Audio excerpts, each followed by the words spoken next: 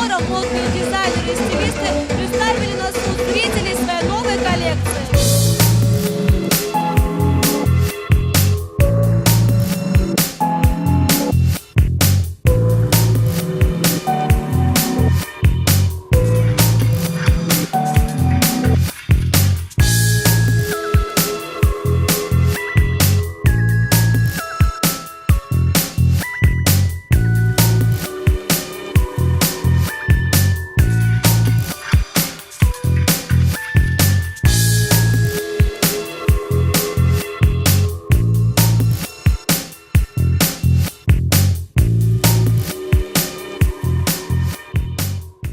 Сегодня позитивно, хорошо, и это чувствуется, атмосфера великолепная.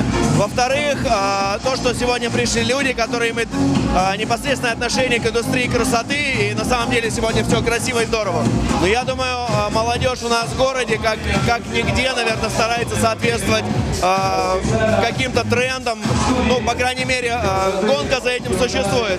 Модно одеваются, можно встретить довольно-таки неординарных людей у нас на улице, причем не просто похожих на Леди Гагу, наверное, действительно адекватных, модных, хороших, правильных людей.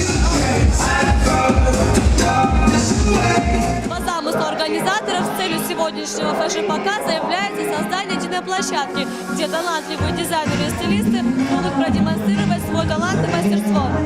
Тома Валева, Евгений Маркин, Осетия ТВ.